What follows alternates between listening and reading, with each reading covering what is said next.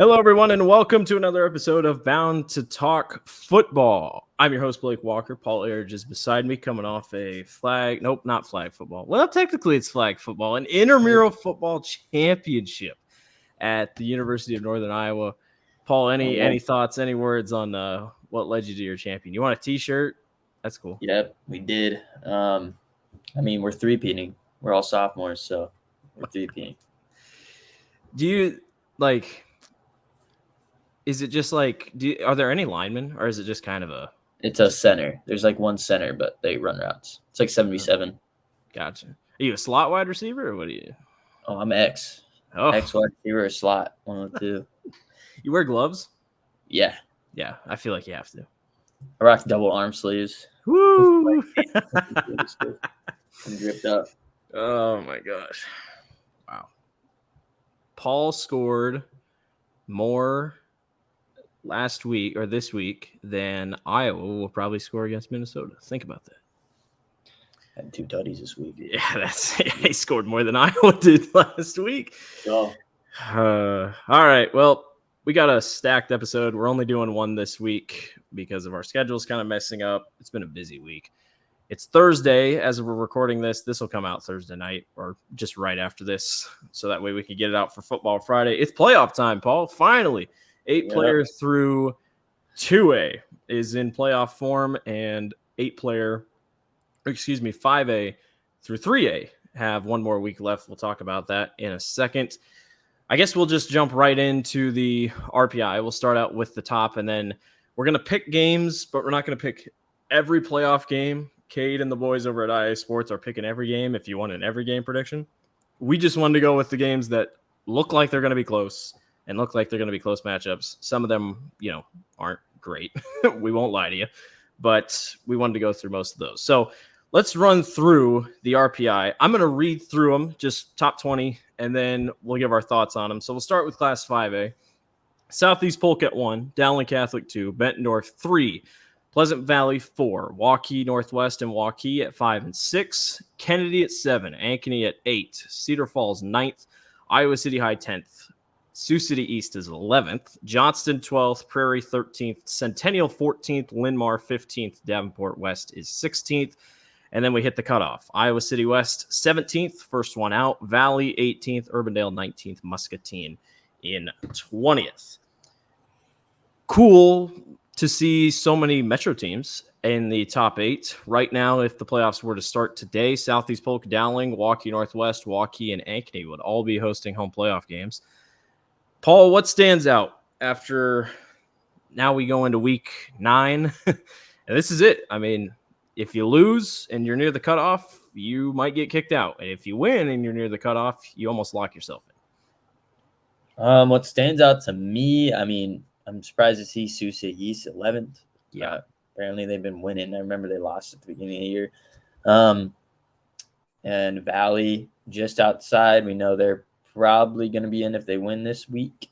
Most likely, as long as So I had a thought when I was in the shower today. If Johnston loses to Sioux City East and Valley wins, does Valley still get in? I know, because the opponent record because Johnston beat Valley. Yeah. That's just a thought I had. Weird thought. Because here's the thing. Valley at 18, I would have thought they would have been 16th. Like, I thought they were going to be a little bit higher. Yeah. Now, granted, big game this week for West and Prairie. Here's the thing. So here's how this kind of sets up. We'll talk about our games in a second, but I'm just giving scenarios. Iowa City West plays Bettendorf. Or Iowa City High plays Bettendorf. I think City High can lose that game and still get in. If you're Dowling or Southeast Polk, you might have to face City High in the first round. We'll talk about that in a little bit too, of possible scenarios. The big one, Johnston takes on Sioux City East. You'd think the loser of this game won't make it, wouldn't you say? Yeah, I'd say so. I'd say it's a playoff game. And then, if not, you're playing a 1 seed. Yes. Centennial plays Urbandale. We assume Centennial will win that, but boy, Centennial didn't look good last week against Northwest. Granted, it's Northwest, and Northwest looks really good. Obviously, for Urbandale, they might be too far out. It's going to be a close one. Yeah. Linn-Mar play. Who does Linn-Mar play? Check that. Who did they play this week? I'll check that. Davenport West at 16th. Again, maybe check who they play because there's just like a ton of scenarios on the bubble that you're like, man, I don't know. I gotcha. I do know Prairie plays Iowa City West, and that's a clearly whoever wins that game is getting in. Like that's probably the. What do you got? Riverdale Centennial play each other. That's a big one. Okay. Linmar versus PV. That's a big one. Okay, they're not winning that game, so Linmar is probably getting kicked out. Yeah, and then other than that, who does Davenport West play? They play Cedar Falls. Oh, okay. At home. All right. Well, so here's the thing. That means Linmar probably kicked out. Not saying they will, but probably kicked out. Davenport West probably kicked out. Say Prairie beats Iowa City West. Okay, whoever wins Iowa City West or Prairie in. I mean, Urbandale. Who does Muscatine play? They play Dubuque Senior. So Muscatine could still get in, realistically, if everything shapes out in front of them. Or, I mean, it sounds crazy, but Sioux City East could lose and still get in. Yeah. It sure does seem like it. The fact that they're at 11th really sets it up well for them. Yeah, I'm just surprised their opponent record's that good. What is it? 37-35, so average, but like they have a loss to Glenwood, I think. Yeah, that was who they lost to. I like the top 8. I think the top 8's fine. I think Northwest. I'm really high on Northwest right now. I think Northwest is very good. Their defense is phenomenal. Bettendorf, Pleasant Valley just kind of sitting there. I think Iowa City High could really cause a lot of issues if they upset Bettendorf. We'll talk about that game here in a second. I think your top 8's pretty set, though. I mean, I don't think anything changes within the top 8, no matter what happens for the most part. But yeah, I think Valley gets in. We've talked about that. Valley should get in. The teams in front of them are not favored in their games, so I don't know, but it's looking like Valley's going to have to face Southeast Polk or Dowling in the first round, and that is not who you want to see. That's not who I think Southeast Polk or Dowling want to just have to deal with. Sucks for Valley, obviously, because that's a 1 seed, but I mean, granted, we got to remember they're at best going 4-5, so they kind of deserve it, but yeah. If I'm a team, if I'm Bettendorf or Pleasant Valley, I'm not very excited because there's a chance you could play either Centennial or Valley, and you don't want to play either of those teams. We've seen what the Metro teams do when they go out east. They don't lose. I mean, they just beat up on them. So you could kick out your top 2 already. So, like, for example, well, today, if the playoffs started today, Kennedy would play Iowa City High. You know, we've seen that before, but I don't know. There's a lot to look forward to in top 16. We'll kind of have a good generalization of what happens on Friday night. The postseason brackets, I think, come out on Saturday at 10 o'clock. So, Class 5A looking pretty good. We'll go to Class 4A, where it's also really good. Western Dubuque at 1, Lewis Central 2, North Polk 3, Glenwood 4, ADM 5, Bondurant 6th, Xavier 7th, North Scott 8th, Marion 9th, Norwalk 10th, Denison Schleswig 11th, Gilbert 12th, Decorah 13th, Pella 14th, Indianola 15th, Newton is 16th, Ballard 17th, Lamar's 18th, Dallas Center Grimes 19th, Fort Dodge 20th. What we need to be looking at is the district. So if the playoffs were to start today, Denison Schleswig and Lamar's would be in from District 1. In District 2, Western Dubuque and Marion would be in, and Decorah, because of their 13th RPI spot, would be the wild card. In District 3, Xavier and North Scott are in. Nothing's going to change there. District 4 is now the big district. Bondurant and Newton would be in. Pella and Gilbert would have the wild cards. In District 5, ADM and North Polk are in. Indianola is out as of right now. And then in District 6, Lewis Central 1, Glenwood 2 are locks. DCG is 3rd in the district, but doesn't have any, has the head-to-head over Norwalk. But Norwalk is 10th in the RPI, so Norwalk would still get in over them, despite finishing 4th in the district. Basically, what I'm saying is, what am I saying? In District 4, the loser of Pella Gilbert's not making it. Yep. That's a playoff game. And Indianola should get in. If I'm Indianola, you just beat Des Moines North tonight, you're in. Yeah. Everything else looks like it should hold serve. Am I wrong? No, you're right. I agree. As long as Indianola takes care of business, they should be comfortably in. it's weird because Bondurant could technically get kicked to a wild card in a way, because I think if Bondurant loses to Carlisle, Bondurant has 2 district losses, so Newton would take the district title, Pella would get the second spot, Bondurant would get kicked to a wild card, but they still have a good RPI, I think. And then obviously Gilbert gets kicked out. There's no real other, I guess Ballard maybe, but Ballard's not going to get in. Dallas Center runs up. Do you think there's ever been a team that was rated first in RPI when it first came out and then didn't make the playoffs? I doubt it. But you got to, I don't know. RPI became a thing, what, 2 years ago? 3 years ago? I have no idea. Are you talking about Gilbert possibly becoming the first team? Yeah. I think it's sour note for them, but there's a chance.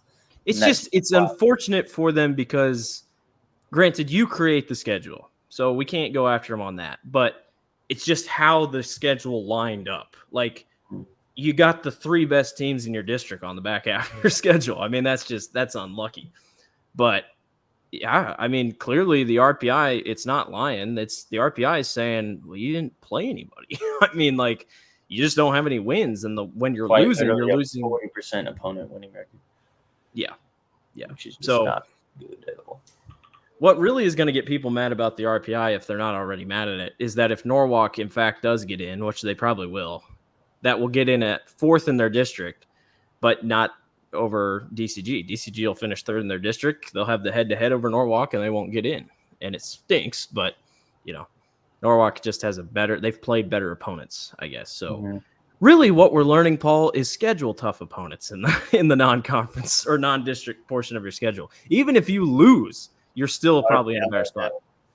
You're chilling because the RPI just is good. So. How about Waverly Shell Rock, who is 2-6, is 21st right now? That's funny. That's literally, it's the Valley way. It is the Valley way of going about it. If Waverly Shell Rock had one more win, really weird.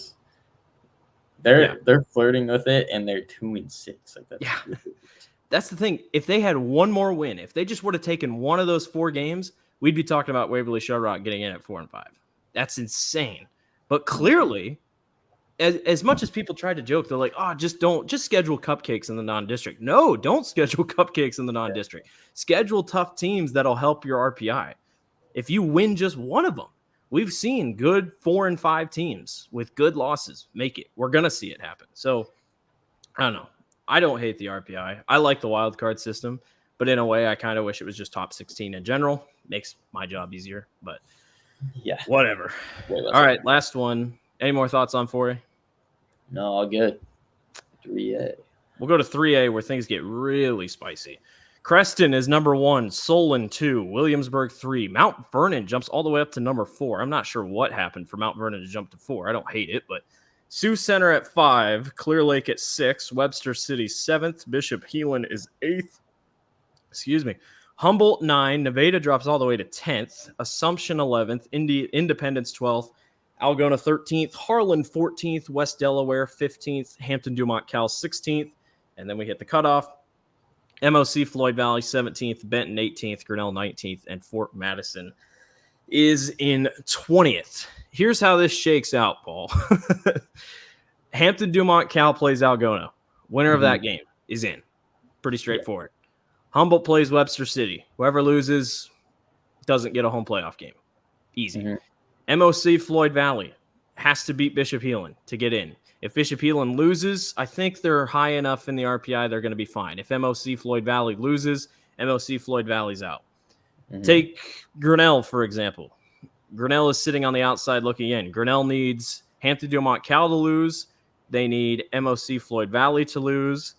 And they need Benton to lose. But even then, Fort Madison still could get in over Grinnell by like 0.1 of an RPI. So Grinnell and Fort Madison are going to be on the edge of their seat here as they await the RPI. But I don't know. There's just a lot that could happen here in the back half of this RPI here. Yeah, this is 3A is very interesting, especially because that District 2, I believe it is just nuts. Yeah, so I guess going over districts, sorry, I forgot to go over the district. In District 1, Sioux Center and Bishop Heelan are I would say locks, but here's the thing. I think if MLC Floyd Valley wins, they take second in the district. So then Bishop Heelan would go back to a wild card. So, yeah, it's winning you're in for MLC Floyd Valley.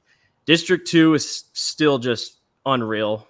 Only 4 of them are going to make it, but I say only 4. That's unbelievable. But 4 teams will be making it from District 2. Clear Lake and Webster City are locks for now. Clear Lake is the lock. Webster City and Humboldt, they will battle for who gets the second spot in the district. The loser will become a wild card. And then Algona, Hampton, Dumont, Cal. Whoever wins that game is into the playoffs. The loser is going home. Charles City, obviously, on the backside. What a tough district for Charles City. District 3, West Delaware and Independence are, I would say, locks, but I think Wahlert Catholic plays West Delaware this week, I think. I'm not entirely sure. I'd have to check that. But that'll be a good game. Those will be 2 locks. In District 4, Mount Vernon and Assumption got it on lock. In District 5, Solon and Williamsburg are on locks. It's just a matter of if Grinnell or Benton gets a wild card. And then in District 6, Creston and Nevada are locks for sure. Harlan will go to a wild card spot. Harlan plays Perry this week, I think. So they'll get in. It's just they had to sweat things out a little bit. But there's going to be, if you're Fort Madison, Grinnell, you don't really, it's up to you because I'm pretty sure Fort Madison plays Mount Pleasant, I think, and Grinnell plays Fairfield, 2 teams that should win their games. And unfortunately, just have to wait it out from the side and hope that other teams lose. But I'm glad I'm not them because that's just got to feel like a hopeless feeling. You're like, well, we just go out and play and hope we get in, you know? Yep. Yeah, that feeling sucks. I mean, we're gifted with some just basically playoff games. We get extra playoff games in this class. It really is. I mean, and how does it always work out like that? Like, what were they cooking over there at the IHSAA? Like, how are all these games really close around the bubble? You know, it's like, just kind of worked out like that. But all right. Well, that is what we got. We're going to jump into our Wednesday, or we're going to jump into our Friday portion, I should say, where we're going to go over the games. Again, we're not picking every game in the playoffs. I read all the playoff games on Monday, if anybody wants to go back and read that one, but we'll just talk about some of the top ones. We'll start with 5A, Paul. We got a big one like we talked about. 4-4. Number 12th ranked Johnston takes on 5-3. Number 11 Sioux City East. The Raiders rallied last week against the Ames Little Cyclones to hold off the victory. I get it. They're 5-3. I don't think you're slowing this Johnston team down. No, I think Johnston knows that they took care of business last week, and they know they should take care of business this week. Look at the weather on this game. What is it? Like a week 2 game all of a sudden. It's 70 degrees and sunny. Oh, jeez. Windy though. But I think to me a big game for Johnston's defense to just limit Sioux City East. And then offensively, I kind of want to see a little outburst from Johnston because they haven't been really dropping a lot of points unless it's Southeast Polk, basically. I will say Johnston does have to go up to, is it Elwood Stadium? Is that the name of this? Yeah. I can't believe I got that right. It's a drive. I mean, that's not a fun drive. So you got to take a little bit of a trip up there to make something happen. But I'll go with Johnston. I think Johnston hangs on here. It's just a matter of does Sioux City East get knocked out if they lose? Yeah. So, but after you read their opponent record, part of me thinks they'll be fine. They'll probably be a 16 seed. Yeah. Well, go Black Raiders. Just win, baby. You don't got to worry about it. Yep. Number 10th ranked 5-3 City High takes on number 3 7-1 Bettendorf. You get Bacon in the offense versus a very good Bettendorf defense, who is only lost to Cedar Rapids Kennedy. The East just keeps cannibalizing on itself because people lose and then they win, blah, blah, blah. Tell me about this game, Paul. At Bettendorf, we've got Bettendorf, who's after the Kennedy loss has bounced back pretty well, beat Davenport Central 63-0, and then House Prairie 35-8. And we got actually one of the hotter teams in the state, Iowa City High, who's rattled off 3 straight wins and have shut out 2 opponents, one of those being Davenport Central and the other one being Linmar. Bobby Bacon was a backup quarterback to start the year, and now he's their guy. He's been lighting it up. So Big game for IFC High in terms of trying to not play a absolute scary first round matchup. But for Bettendorf, you're just trying to keep this so you don't drop an RPI. I think I'll roll with Bettendorf, though. I think I'll roll with the defense. Yeah, I think I'm gonna roll with them just because that defense has been lights out and shut me up last week. Same. I can't go against them again. I mean, City High, they haven't played a defense this good in a while. So, they get a tough little test here. I think City High will be right there, 15th or 16th in the RPI. You imagine if we get City High Dowling again? Brings back memories. Brings back Ben Keeter memories. Oh, man. Keep an eye out for that one. We're both going to roll with Bettendorf in that one. I didn't throw it on here, but I just want to talk about it. City West, Iowa City West takes on Prairie. I mean, did Prairie win last week? Who'd they beat last week? They lost to Bettendorf, man. Okay, lost to Bettendorf. Who'd City High beat? City West, you mean? City West, sorry. They got beat by PV. Okay. How badly? By 13. Okay. Give me West against Prairie. I'm going Prairie. I think I do worry for the Prairie rushing attack if I'm City West. Why do I keep saying City West? If I'm West, I worry about that rushing attack. But I mean, you're on the outside. I feel like, I get being in the postseason in the top 16 makes you feel a little bit better. But if you're West, you're like, man, we're right there. If we just win, we're in. This is in Prairie. This is in Iowa City West. Yeah. All right, give me Iowa City West. Gotcha. I mean, Prairie has to lead the state in tackles for loss, right? Yeah, 92. Someone told me yesterday. So like, a lot of the Des Moines schools, like the Des Moines public schools, are like really high in tackles for loss and sacks. And someone said, well, it's kind of a skewed number because they play against the backups most of the game. I'm like, I was like, come on. I was like, that's not usually how that works. But they, I don't know. I'll go with West. Yeah, I'm sticking with the Prairie Hawks. I think the rushing attack's going to be tough for Iowa City West to stop. Will be interesting to watch. Go down to 4A, number 5, 6-2 ADM takes on number 3, 6-2 North Polk. Boy, North Polk's going to sneak in here as a top 5 seed. And not saying they don't deserve it, but it's definitely like one of those interesting games. You lost to Ballard, and who was their other loss? Was it Webster City? Yes, yeah, that was a weird game. Yeah, that was weird. I mean, I hate to say it, Paul. ADM, if they don't have Aiden, I mean, they're deer in the road and a car's coming at them. It's just kind of a tough uphill battle for ADM. And I'm going to go off the assumption that he's not playing. So here's the thing. If Aiden's playing, ADM wins. If Aiden's not playing, North Polk wins. Sorry. Yep. I mean, that's such a vague prediction, but that's literally all I got. Yeah, it's the exact same prediction for me. Aiden Floyd is like the top player in this class. And if he's not playing, then there's no chance, really. Yeah. And no Brevendal. Like, they're just unlucky. Yeah, it sucks, man.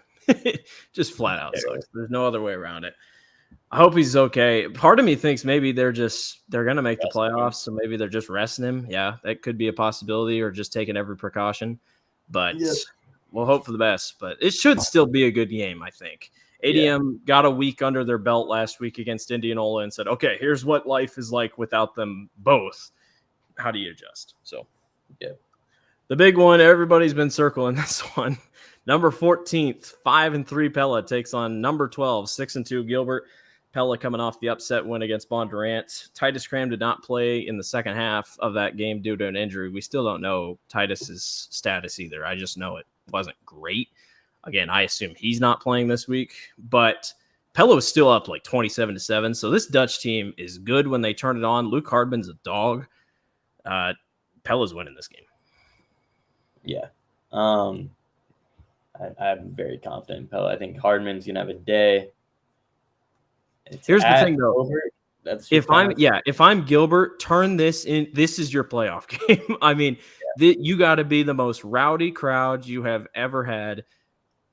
that energy that you had in the first half against Bondurant, you have to bring that back. I know coming off 2 losses is not easy, and it's not going to be fun. But every single ounce of effort and everything coming up or leading up to this point in the season, you have to put it out on the line. Like, you have to play it because this is your last game of the season if you lose, because they're not going to make it. So you have to put it all out and try to take down Pella. And if not, you're going home and you're not going to play in the postseason. So if I'm Gilbert, make this the most rambunctious crowd you have ever seen. Lose your voice at the game. This is going to be a heck of a game, but I just got to go with the Dutch. Yeah, same here. They beat the top teams in the state, 2 of the top or better teams in the state. So hard to not go with the Dutch here. Yeah. Go to 3A, number 16th in the RPI, 5-3. Hampton Dumont Cal takes on 13th ranked, 5-3 Algona. Win and you're in. Pretty simple for these two teams. Alex Mensky did play last week in the loss to Webster City. I was told that in the YouTube comments.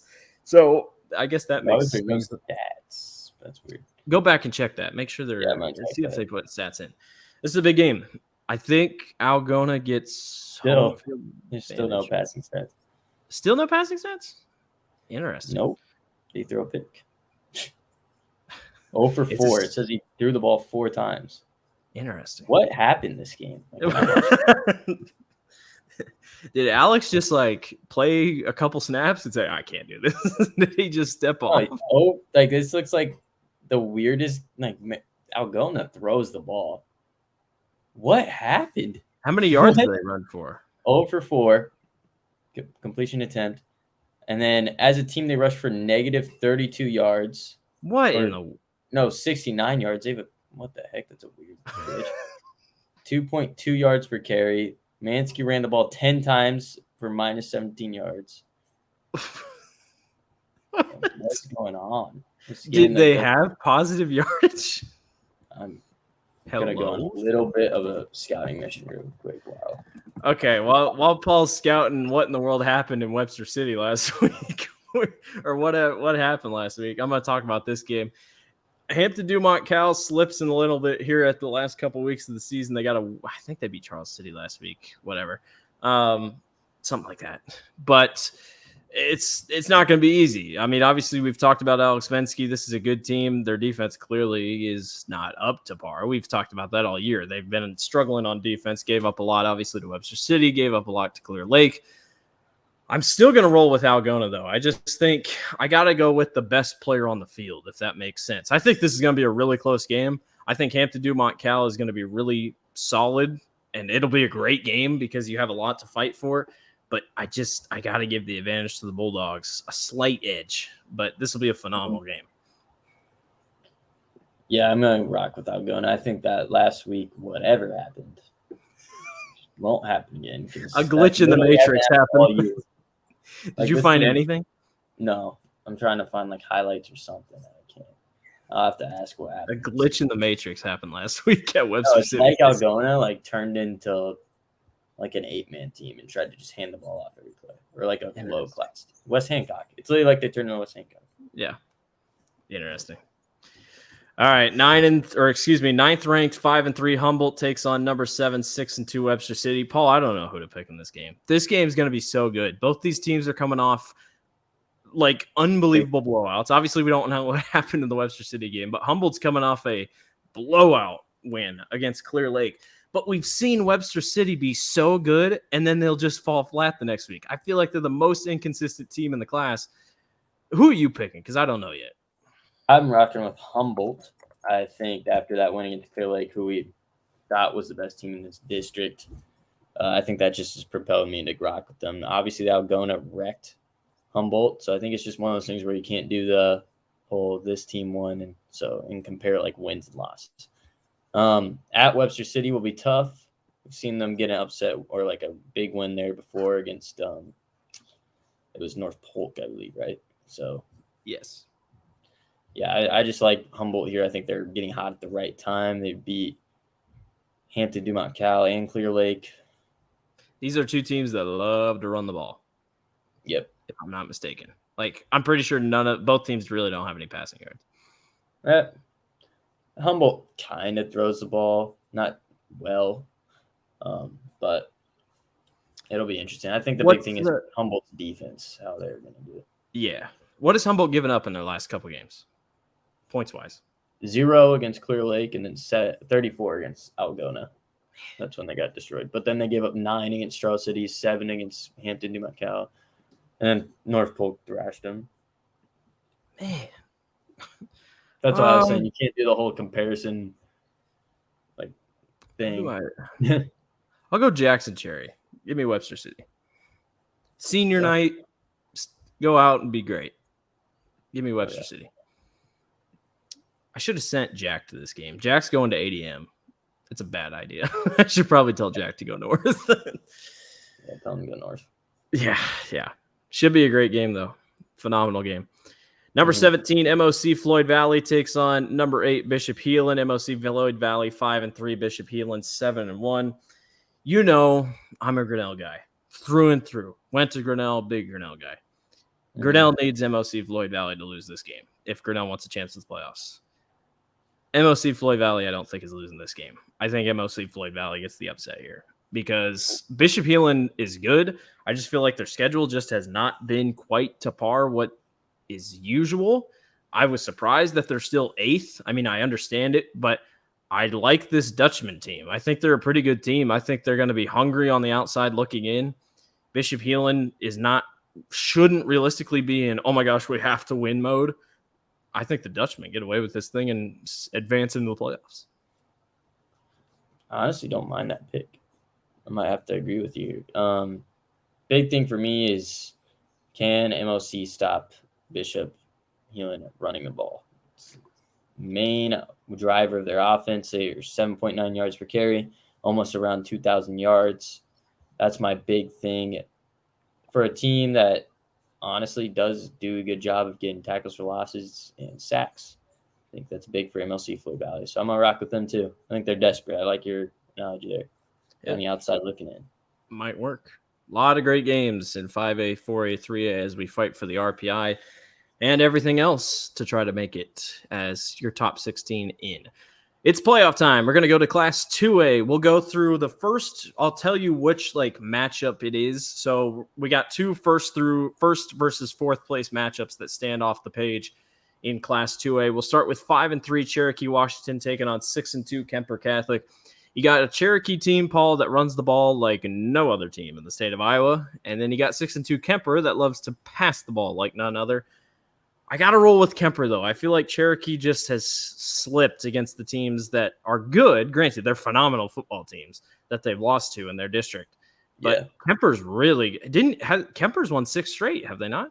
Yeah. So, give me Kemper. Yep, I'm with you here. I think this team's been on fire just for the past 6 weeks. I like that they can throw the ball. They've got some athletes on that team, DJ Bonamy and also Brock Batting. But I think it's Kemper here. I like that they can throw the ball too. It's going to be good weather. So it won't be like one of those sloppy rain games where passing the ball doesn't work. So. Right. Next one, another 1st versus 4th place game. 7-1 Spirit Lake takes on 5-3 Southeast Valley.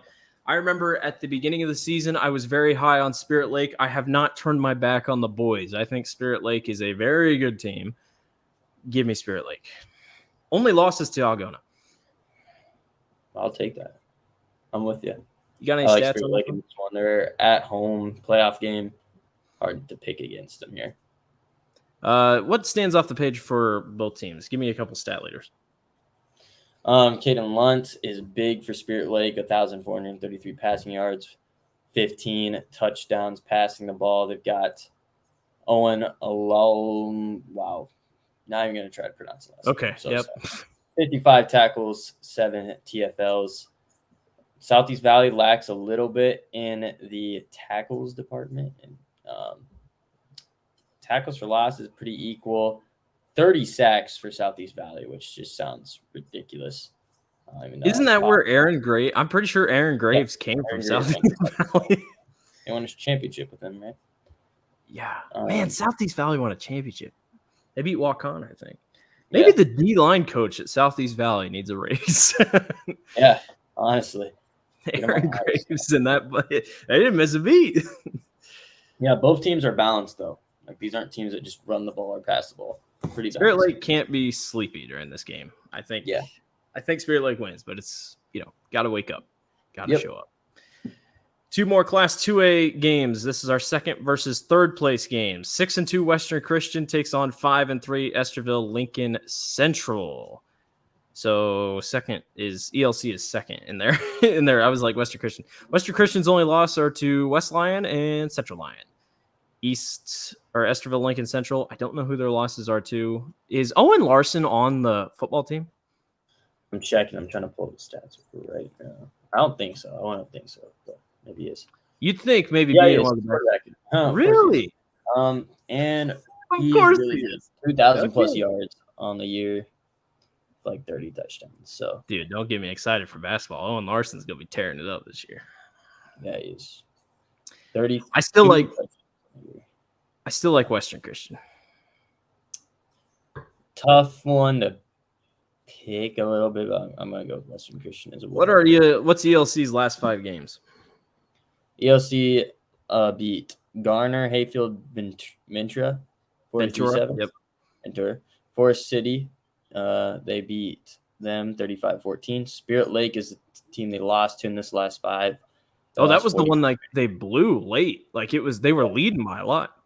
Yeah, and then Clarion, Goldfield, Dows, they beat 31-14, and Okoboji, they beat 34-23. So not the best schedule, but still solid. Oh gosh. Yeah. I'll go Western Christian. Yeah, I'm gonna stick with them. They've seen like the best teams in the state. That helps. West Line and Central Line. Yeah. And West Line, they at least held the 20, so yeah. I think this will be a great game. Yeah, be a good game. We'll go to our Class 2A game of the week because it just felt right. 4-4 Northeast takes on 4-4 Mid Prairie. Here's what I want to know, Paul. Who did both these teams win last week? I'm trying to find it right now. Sorry. All right, we're gonna pull it up, and then Paul's gonna give you a statistical rundown. Northeast beat Inamosa 12-7, and Mid Prairie beat Albia 42-22. Read off the last couple games for Northeast and watch that defense. Yeah, Tipton 50-14. They beat them. West Liberty, they beat them 48-14. We won't talk about Monticello and Comanche because they got beat in bad blowouts there. But this is a big bubble game, right? 2 teams are just basically equal. 4-4, 4-4. What's Mid Prairie's last couple? Oh, Mid Prairie, they beat Albia, like I just said, 42-22. Central Lee, 33-13. Then they lost to Minneapolis, 38-7. Beat Davis County 42-7 and West Burlington 40-18. So they're 4-1 in their last. You got any statistical rundowns for me here on a couple players or something? Gavin Kramer's big for Northeast. He's got 937 rushing yards along with 1,344 passing yards. So he's their guy on offense. So it'll come down if Mid Prairie can stop him. So for Mid Prairie, they've got Hudson and Ebrenfeld, who's a sophomore that has basically 1,000 yards rushing, 999. And he also has 342 yards receiving. So he's a multi-purpose, I'm assuming, running back. So that's big for them. They're young. Mid Prairie's young. They got juniors and sophomores across the board. So keep an eye on these boys. Yep. Other than that, rushing attack seems equal. 5.2 yards a carry, 4.8 yards a carry. The fact that they've won 4 out of the last 5 makes me want to go with Mid Prairie. Also, it's a home game, so I'll roll with Mid Prairie. Mid Prairie is also 4-0 all time. It's nice if you care about that type of stuff. I've been to 7-6. I've been to one Mid Prairie game. Grinnell played there like 2018, 2019, something like that. Or it was 2020, something like that. Grinnell fumbled the opening kickoff and then went up and destroyed them. That was it's a cool field. It's just kind of hidden, like right in the middle of the country. And looking at it's Like you literally, it's just kind of hidden. You have to drive on gravel roads to get there. Give me Mid Prairie in this one. Class 1A, first versus fourth place matchup. 7-1 South Hamilton takes on 5-3 Denver. Paul, I said Denver was my dome team a couple weeks ago. I don't think Denver's going to make it to the dome. Brutal. Well, here's the thing. They got beat by the non-district schedule, easy non-district schedule, get to the regular season. You're like, whoa, didn't know. South Hamilton, good team. 7-1, they're ranked. I mean, I think South Hamilton wins this game. I would be pleasantly surprised if Denver wins this game, but I'll go South Hamilton. Yeah, I'm with you. I'd be shocked. Read off, is South Hamilton like a really heavy rushing team? Yes. Like what are a couple of passing attempts all year? 3,000 plus rushing yards. No way. Big thing here is that Denver's lost 3 straight games. Which yeah. Not ideal. Heading in the playoffs. Yeah. And they're not bad losses. They're just like... Yeah, they're just like... The offense just hasn't been there.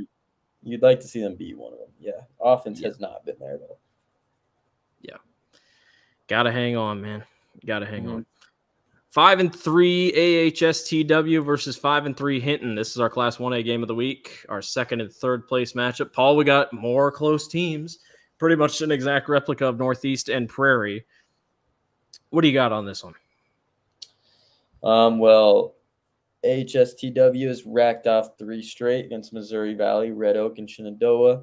They lost to Trainer by 1, and the big thing is they only lost to Underwood by 16, I believe. So they've hung with some good teams. As for Hinton, just beat West Sioux 26-0. They lost to OABCIG a couple weeks ago.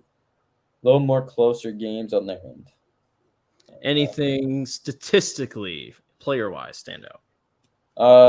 Luke Sternberg is good rusher, 898 yards, 16 touchdowns on the year. Camden Sukup is doing pretty well, actually, passing the ball this year, 1,109 yards and 14 passing touchdowns. Both juniors. Everyone on their team across the board is juniors, but that's the same for Hinton. As for Hinton, big rushing team, 801 yards rushing is their leading rusher, Gabe Anderson, who's also their quarterback. So I know, Blake, that sometimes sways your opinion. Yeah, I mean, give me AHSTW. Yeah, I get Trainer is not like that great of a high-ranked team, but I mean, still, the fact you almost beat them, give me AHSTW. This is in Hinton, isn't it? Yep, and I'd also point out AHSTW averages 7.7 yards per carry and only averages 4.9. Give me the Vikings. I like it. I'm with you there. The only difference between their logo and the Decorah logo is AHSTW angled their logo up. Yep. It's my favorite thing about high school logos. They said, crap, we look way too much. Well, let's just angle that thing up. Then we'll be good. Yep. Just a little, I think theirs is like, theirs might be a newer looking Viking logo. I swear the Viking logo kind of changed a little bit over time. Like Decorah still uses the old one. And then AHSTW uses like a newer, more detailed one or something like that. I don't know. Yeah. Shout out Hinton, though. Bailey, I think it's Bovey from volleyball. She's only a sophomore. She's like one of the top players in the state of Iowa. She's fun to watch. So go Hinton. I think, are they the Blackhawks? Yes, I think so. Okay, sorry, Blackhawks. Hinton Blackhawks. Go both teams. That'll be a good game. I think I put the wrong team on this. Is this 5-3? Who does Pleasantville play? West Branch. West Branch. I put Wilton. 5-3 Pleasantville versus. I was like 7-1 Wilton. 5-3 Pleasantville versus 5-3 West Branch. I was pretty high on Pleasantville to start the year. They have a good running back. I mean, Cook is a phenomenal back. We obviously saw West Branch lose to Wilton. Wilton had Owen Hassel, who is very good at running the ball. I'm gonna go with Pleasantville. If West Branch couldn't stop the run against Owen Hassel and them, I'll take Pleasantville. It's in the Little Rose Bowl though, which tough place to play. But yeah, sure. Give me Pleasantville. Yeah, I'm gonna rock with Pleasantville as well, mainly because I was gonna point that out. The rushing attack for Pleasantville is good, and West Branch struggled with that last time against Wilton. Close game though, so I have a feeling it's to be very close. Yeah, I think it'll be a phenomenal game.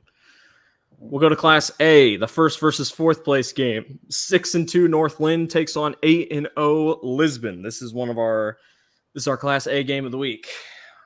Paul, Lisbon is ranked 5th, I think. 5th. Mm-hmm. They are 8-0. They've played a schedule. I mean, it's not a great schedule, but it's not a bad schedule. North Lynn has played a tougher schedule. And if you remember, their district is full of very good teams. Starmont, Maquoketa Valley, East Buchanan, and them. Yeah. They've played Alburnett, another, it was not too bad of a team. I think we see an unbeaten go down. Give me North Lynn to take down Lisbon. I'm with you there. It's a tough draw for Lisbon. One of my upset picks. Yeah, tough draw for Lisbon. Drew Rees will be big for North Lynn. He's been a stud on the defensive side of the ball. And obviously Jake Van Eden, their quarterback and rushing attack, basically. 990 passing yards, 483 rushing yards. Now, Lisbon had big. They got 10 home field, basically. If Lisbon goes out and wins, cool. Prove us wrong. I think North Lynn's the better team, just overall. Yeah. So this one I threw on here because it's actually going to be, statistically, it looks closer than you'd think. 7-1 Starmont, who just came off the win against Maquoketa Valley in a very convincing fashion, takes on 6-2 North Butler. Paul, statistically, these two teams are actually pretty even. Yep, my big thing is Starmont just rattled off, I think, 5 straight. Yeah, 6 against better opponents. Yeah. What are North Butler's losses? Like West Hancock? Haven't they lost to West Hancock? They lost to Nashua Plainfield and then Wapsie Valley. Okay. So not bad losses, but yeah. Starmont still rush for more? Yes. Oh, no. Huh? North Butler rushes for about just 100 more yards. So okay. What do both teams' passing look like? Equal. Literally, like they're both the same. Nice. 30-yard difference. I'll still give Starmont just because of who they've played. Yep, that's why. My reasoning is just who they played. Give them the advantage. Class A, second versus third place games. 3 of them are very good. 6-2 Maquoketa Valley takes on 6-2 Columbus. Mac Valley coming off the loss to Starmont. Columbus sneaks back in. Columbus had a pretty good year last year. I want to roll with Maquoketa Valley here, but tell me what's good about Columbus here. We know Lane McShane has been great for Mac Valley, but what's Columbus got on their side? They've got basically another Lane McShane. They got Caden Amigan. Oh, God. 1,598 rushing yards, 25 touchdowns this year. So that'll be their main way of scoring. Obviously, we know Lance McShane, 1,779 yards, 28 touchdowns. So both 2 high-quality running backs. The big thing will be just who gets stopped. Columbus averaging 11.8 yards per carry this year. Who's Columbus played in their last 5? Danville, they beat by 50. Van Buren County, they beat by 50. Louisa Muscatine, 60. Highland, they beat 55-0, and Pekin, they beat 56-24. So here's the thing. I think you and I talked about this a couple weeks ago. Yes, it's great to play teams that you blow out, but sometimes you need competition. And Maquoketa Valley has had competition. Columbus, the last couple have not. Give me Maquoketa Valley. Yep, I've got Maquoketa Valley.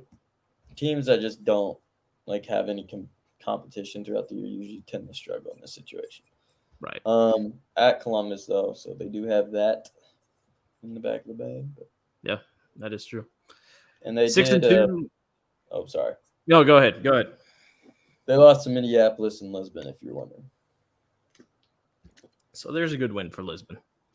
Not all bad. Not saying I didn't say they were all bad games, but that's a good one. 6-2 MMCRU takes on 6-2 Kingsley Pearson. Paul, when the lights shine bright, I got to go with the star. I got to go with Bo Goodwin and the boys here for this game. Bo Goodwin and the boys, man. I got 3 picks in a game along with 3 touchdowns or something crazy like that. MMCRU. Sorry. I think MMCRU won last week, but lost to Akron Westfield, which is why they lost their district. Yep. But give me Kingsley. Yeah, I'm going to rock with Kingsley. Bo Goodwin leads Kingsley Pearson in passing yards, rushing yards, and total tackles. So that's I ridiculous. wonder, there's no way, but has it ever happened that a guy has led in all 4 categories? Receiving, passing. Receiving just is ridiculous if you rush. Can you imagine? I mean, they just have they're running double passes and stuff. I would be willing to bet after week 1 there's been that. Oh, yeah. Yeah, for sure. That's funny. Still Go with crazy. that. 5-3 Earlham takes on 5-3 Central Decatur. 2 very even teams on paper. Both have played their fair share of tough opponents like Linville, Sully, and Madrid. Earlham's kept games closer. Almost beat Madrid in a way. Almost.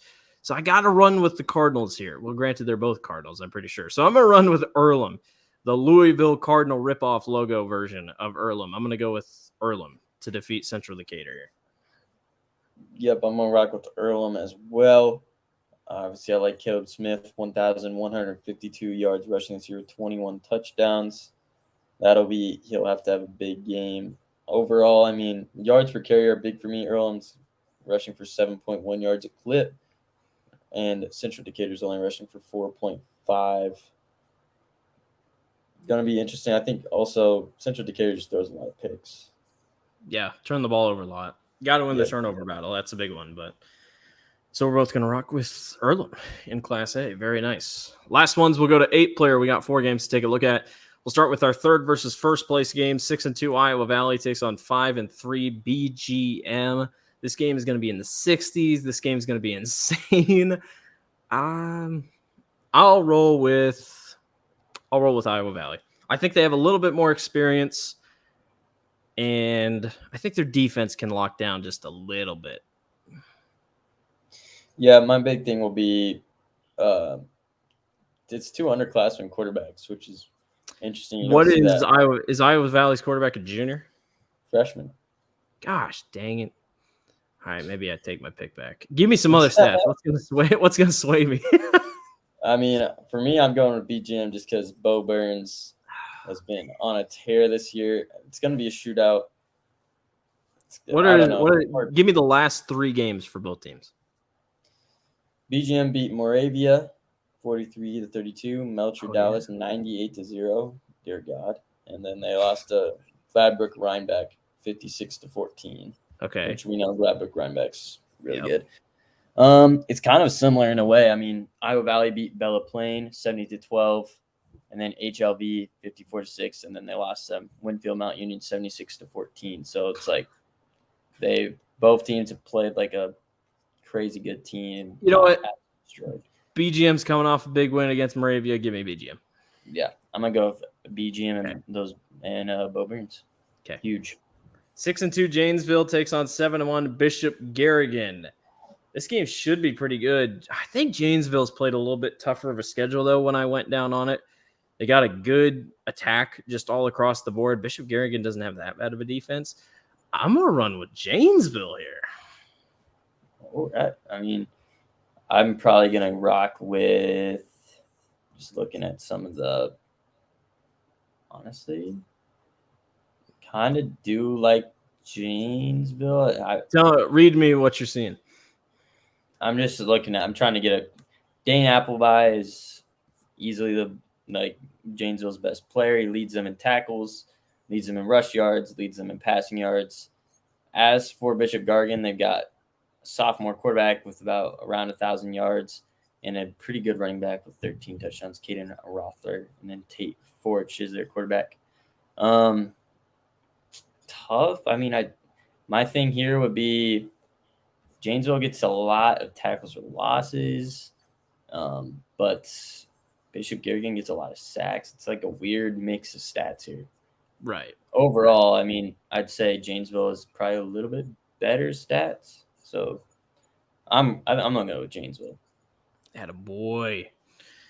Yeah, I think the schedule goes a little bit their way as well, and I think it might work out in their direction. So 7-2 Moravia takes on 6-2 Lone Tree. If I'm not mistaken, Paul, both these teams are coming off losses. Did Lone Tree lose last week? Check right now. Sorry. Bound takes a little bit to load. There we go. Lone Tree beat Easton Valley last week Okay. Moravia obviously. I feel like Moravia's just got the offense. I can't doubt Moravia's offense right now. Yep, I agree there. I think Shane Helmick will have to have a big day. Yeah. There's not really many comparisons here with like who they played. We'll say Moravia lost BGN. That's like the only, it was a good game. So I like BGN as being competitive here, or Moravia as being competitive here. Right. And sneaking away from win. Yeah. Yeah. I think it'll be solid for the most part, but we'll see what happens. Last one, our Class 8 player game of the week, I should say. 6-2 Riceville takes on 6-2 West Bend Mallard. Riceville is coming off a loss to Turkey Valley, 14-8. Turkey Valley gets in. They were one of the 2 wildcards to get in, so that was a huge game for them. I got to run with West Bend Mallard. I think they're just a little bit more experienced. Landon Montag leads them in rushing and passing. He's a senior. Mitch Stevens is their tight end. He's the top receiver. He's really good. He's a senior. They pass the ball pretty evenly. I think the biggest thing for West Bend Mallard, you can't turn the ball over, but the rushing attack just edges them out for West Bend Mallard for me. Yeah, I'm on rock with West Bend Mallard as well, coming off 5 straight, I believe. Yeah, wow. 5 straight. They hung in kind of with Bishop Gargan, who we just talked about, or Gargan. And Remsen St. Mary's is the lone other loss that was 34-18. So they've hung in with some good teams. They beat Newell Fonda by 40 or 30. So yeah. So good for them. We'll both go with West Bend Mallard to take down Riceville. All right, we'll go and wrap things up with our upset prediction of the week. Mine might be a little cheap, but if Titus Cram's not playing, and obviously Pfaltzgraff is out for Bondurant, and like I said, if Titus isn't playing, give me Carlisle to upset Bondurant this week. Always a fun game when these 2 teams play. It screams Raccoon River. It just screams. Raccoon River Conference is one of the best conferences in the state of Iowa. Give me Carlisle over Bondurant this week. Gotcha. And then I'm going with Humboldt over Webster City. This is going to be a crazy game. Humboldt down 2 spots in the RPI, so it's technically an upset, and they're 5-3. Webster City 6-2. But I could see people saying this is a 50-50 game. So yeah, I like Humboldt in this one after that huge win against Clear Lake, who most people thought was the best team in that district. Yeah, which now we might have to reassess. Webster City. I can't tell you 3A. I just don't know. 3A and 4A, I don't know. So yeah, we'll evaluate. Paul and I will be back on Monday for our recap episode. We're going to talk playoffs. We're going to talk everything. It's going to be a lot of fun. Good luck to every team here on Friday night as they try to get into the postseason. Paul and I will both be at home watching games. As I record this on Thursday, it'll be out here Thursday afternoon. I am calling Des Moines North and Indianola tonight at MediaComp Stadium, so that's my game this week, and then I'll be off tomorrow. So that's all we got. Excited. This is it. Make or break for a lot of teams. We're almost at the Dome. We're getting close. We can't wait. Thank you, everyone, for watching. Don't forget to like, comment, and subscribe. We really appreciate it. Thanks for taking time out of your day to listen to us. He's Paul. I'm Blake. Thanks for listening. We're bound to talk football. We'll see you on Monday.